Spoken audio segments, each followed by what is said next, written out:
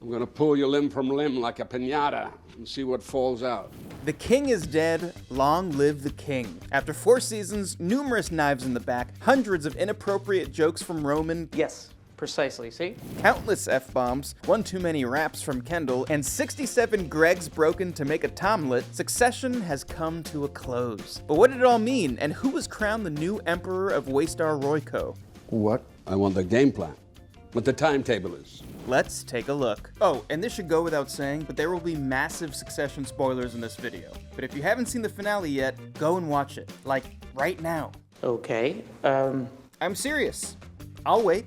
So, have you caught your breath yet? I know I haven't. Seriously, my heart is absolutely thumping. I might need a doctor right now. That's because after an episode filled with twists and turns and yell at the TV moments, Succession came to a close with a stupendous bang. While it had been speculated for some time who would win the primary seat at Waystar Royco after Logan kicked the bucket, there was a part of me that thought there would be no winners and no one would be crowned. But, sure enough, a winner was named in this Game of Thrones, and it was... Can I get a drum roll, please? Oh, that's not in the budget? Okay, well, the winner was, out of seemingly nowhere, Bran. Just kidding. It was the water bottle throwing, human footstool using, Logan's chicken eating, Terminal Tom Nero Wamsgans. Well, technically it was the self-proclaimed Logan 2.0, Lucas the Northman Matson, seeing as he acquired Waystar Royco, but still. Of all people, Tom was the one who was seemingly the dark horse to win it, and the man who always seemed to have his head on the chopping block. But despite that, he is the winner, albeit with quite a few strings attached, and the newly crowned CEO of Waystar Royco. But how did we get here exactly? Let's go back a second. At the beginning of the episode, it looked all doom and gloom for the Roy boys, and even our buddy Tom. After his meltdown during Logan's funeral in the penultimate episode, which lost him his dearest ally in Mencken, Roman was seemingly AWOL. Kendall, despite being in brute mode, was fighting a losing battle to destroy the Gojo deal, and Tom was seemingly facing the axe as the head of ATN. In fact, the only one who had a smile on their face was Shiv, who was fully convinced that Matson, who required an American CEO in order to appease the US regulators, would name her the successor to Logan's crown, and was very happy to rub that in her brother's face as they convened at their mother's Caribbean powwow. However, back stateside, Matson was growing less and less keen on having Shiv, and in particular a Roy, as CEO, and instead wanted someone to act as a puppet, or a pain cushion, as he called it, so he could tear down the company from the inside and create the business he wanted to create, while his puppet, or footstool pigeon in this case, bore the brunt of it. He needed someone who would take all the flack and soak up all the hate and loathing that should be aimed at himself. And Shiv, as an independent person with ideas of her own, wouldn't cut it. Ironically, Shiv unwittingly names the perfect guy for the job, her husband Tom. I mean, the guy has been the butt of the jokes for 4 seasons now, whether it be the moment Logan asked if he was shooting blanks before making him participate in Boar on the Floor, or basically every interaction with Roman ever. Tom has taken quite a few verbal lashings. However, he also has shown a ruthless side, and he is willing and able to betray or fire basically anyone, even if most of the time he delegates that to his Sporus, Greg. But what's in it for Tom exactly? Well, basically everything he ever wanted. Financial security, a seat at the table, and most importantly, status. A thing he has been craving from the very beginning. In fact, when Logan was on his deathbed in Season 1, Episode 2, Tom quickly threw his hat in the ring to take over his place, but was just as quickly told to F off by the man he would end up beating for that CEO spot, Kendall. Tom quickly accepts Matson's offer, and it looks like everything's coming up Milhouse for Mr. Tom Wamsgans. However, there's a sting in the tail, a scorpion in the Kinder Egg, a nail in the Toblerone, and 'tis Greg the Egg, who unwittingly nearly blows his greatest ally's chance of winning by blabbing to Kendall that Shiv is no longer the person Matson wants to name as CEO. After learning the news, Kendall tells Shiv she is being shivved by Matson, and in response, the Roy children, well, except for Connor, unite under one banner once again to try and take charge of their father's company. After some typical Roy bickering, the quote-unquote fully grown adults that people still call kids finally seemingly decide to actually agree on something and crown Kendall as the new king of Waystar, even giving him a meal fit for a king, filled with eggs, Branston pickles, Shiv's spit, and Peter's cheese. Not a euphemism. The Roy kids return to the US on the warpath, quickly learning that it's Tom who Matson seeks to install as the company's CEO, and set about to block the Gojo deal and to name Kendall as their heir apparent. Kendall seems to have the votes to pull off the coup he has always wanted, and the one he failed to do in episode 6, which the finale ends up almost mirroring completely. But this is Succession, and there is always time for one more knife in the back. Or should I say, Shiv. As the board reaches a tie vote of 6-6 as to whether or not the deal should go through, it all comes down to Shiv to cast the final vote, and she finds herself in a dilemma. On the one hand, she has the father of her unborn child, who despite all the pain and hurt they inflict on each other throughout the show, seemingly do at their very core love one another. While on the other, she has her brother, the man she seemingly loathes and loves in equal measure, the man who killed a guy and a song, and the man that we all know deep down isn't right to run Waystar Royco. Sorry, Ken, but come on, you know it too.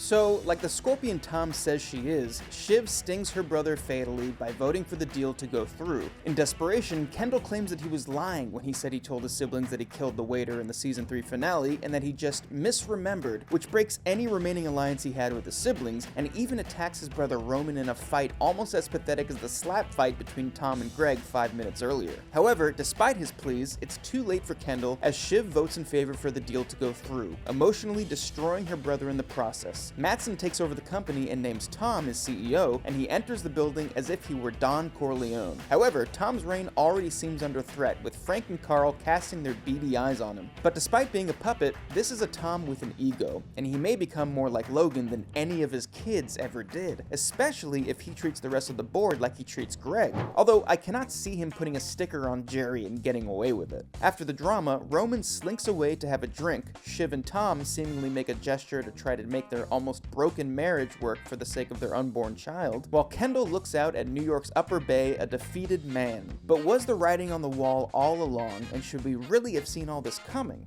Well, maybe.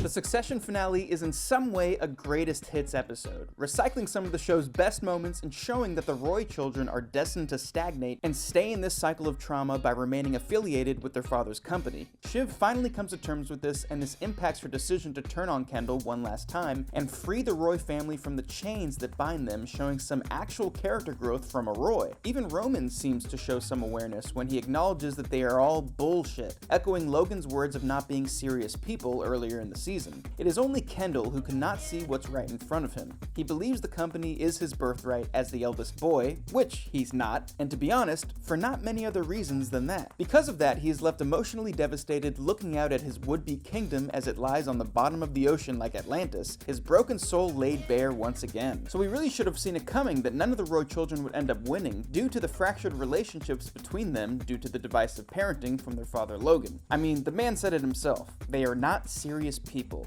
Logan broke his children so deeply to the point that they could never truly trust one another. They would always think that everything is a play or a form of manipulation and never truly express their emotion in front of one another without trying to backstep. And because of that, they were always inevitably going to lose. As mentioned, Tom, the Edgar of Succession, was always the dark horse to win. Despite being married to a Roy, he wasn't exactly often warmly received. He was always trying to suck up to Logan, he was insulted often by his brother-in-laws, and he was cheated on and hurt deeply by his wife on numerous occasions. In fact, at one point it seemed like he was going to jail. The only thing he had going for him was Greg, who thankfully, despite his gaffe, ends up with a seat at the table, albeit with a reduced salary. So, hooray for the meek guy. I guess you don't always have to be a brute like Logan after all. Although, as we mentioned earlier, Tom certainly has that streak in him. I mean, he ate Logan's chicken right in front of his face. But do he and Shiv truly have a future together like the shot in the car suggests? You know what? I think they do. After a season where they threw some of the worst verbal barbs at each other, there seems to actually be some shared genuine love there, and there is a slim chance that those crazy kids might just make it work. But anyway, despite all of this, is this actually the end of the show? Well, probably yes. We will never know what happens to the kids after the events of the episode, if Shiv and Tom truly fix their fractured relationship, and if they even can, what happens to the company and the rest of the supporting cast, or who will even become president. Well, except we know it won't be Connor. But show creator Jesse Armstrong has said that the ending of the finale was what he had in his first draft and that it felt like a natural end. HBO has also been quick to market this season as the final one, but there is still a glimmer of hope that arguably one of TV's greatest ever shows may make a return. Roman Roy actor Kieran Culkin said that he spoke with Jesse Armstrong about this season and said that despite it feeling like the end, that it felt that the show had at least one more in it. In fact, Armstrong even began pitching ideas to Culkin for a season 5 off the cuff, all of which Culkin said were amazing. So maybe, just maybe, we will get some more Succession on our screens at some point, but I'm not going to hold my breath. For now, I'm just going to rewatch the series from start to finish and endlessly watch compilations of Logan saying, "Fuck fuck off. And thus ends one of the greatest shows ever. What did you make of the ending? Did you see it coming? Are you happy with the outcome? Let us know in the comments below, and we will see you on the next one.